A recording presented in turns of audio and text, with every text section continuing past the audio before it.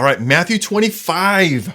Matthew 25 is continuing the conversation seamlessly from chapter 24. So Jesus has been talking about the signs of the time, the abomination of desolation, the coming of the Son of Man, even the rapture. And then we get into these kind of parables and encouragements, pastoral encouragements for the end of the age that continue into chapter 25. So if you have not been looking at Matthew 24, you're welcome to go back and take a look at the recording for that. But we're just going to continue on into chapter 25, given that context.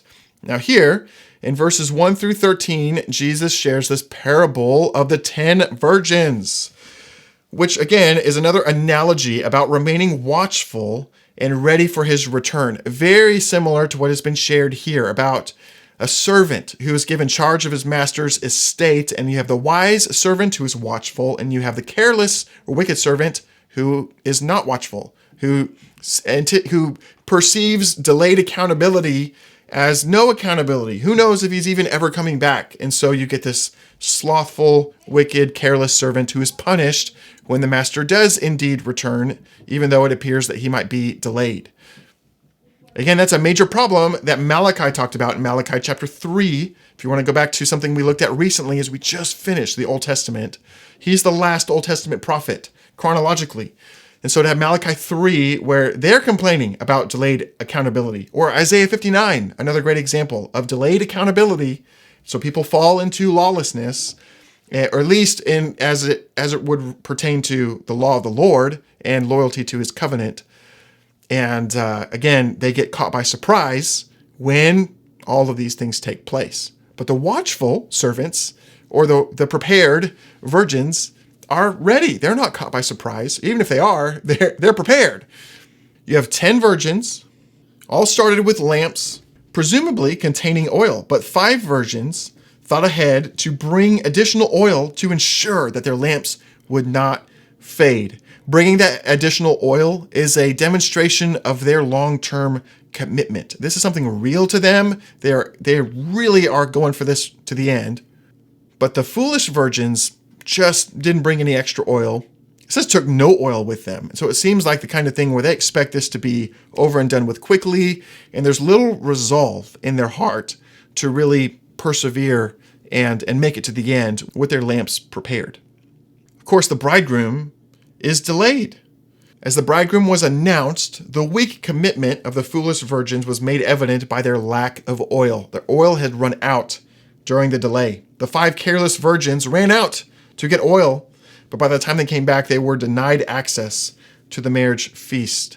And of course, Jesus summarizes, he just gives the interpretation for this right at the bottom. Watch, therefore. Jesus explains the moral, to remain watchful, even in the apparent delay, for you do not know the day or the hour. Just take a full commitment with you into this to endure to the end and to be watchful. Then we get to the parable of the talents.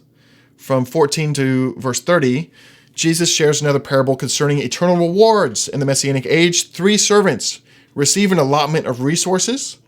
2 of the servants doubled their money faithfully, but the 3rd servant neglected his stewardship entirely, just basically did nothing with it. And Jesus explains how our stewardship in this age will be rewarded in the next age, and how those who neglect their stewardship will be stripped of their allocation and rejected, similar to the careless virgins. We're not going to go through all of that now. That's a great teaching for another time. For everyone who has, more will be given, and he will have abundance. But from the one who has not, even what he has will be taken away. And again, punishment for the careless or slothful steward at the end of the age. And then we get to not a parable, but a description of the final judgment.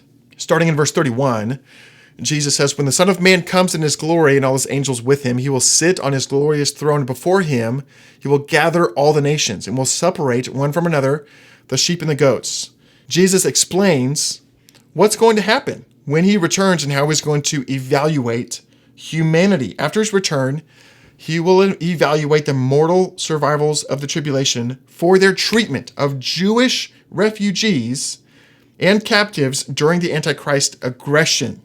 Now, this is prophesied in Joel chapter 3. I will gather all the nations and bring them to the valley of Jehoshaphat. and I will enter into judgment with them there on behalf of my people and my heritage, Israel. Obadiah 15, he says, for on that day, when the day of the Lord comes upon all the nations, he says, as you have done, so it will be done to you. Your deeds will be returned to your own head.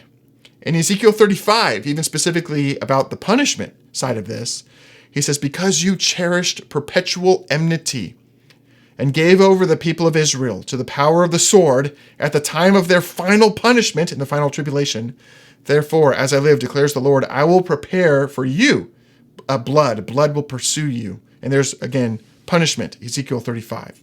And so here you see the sheep and the goats. The sheep are those who cared for Jewish refugees and captives in flight and in prison. And he describes that there.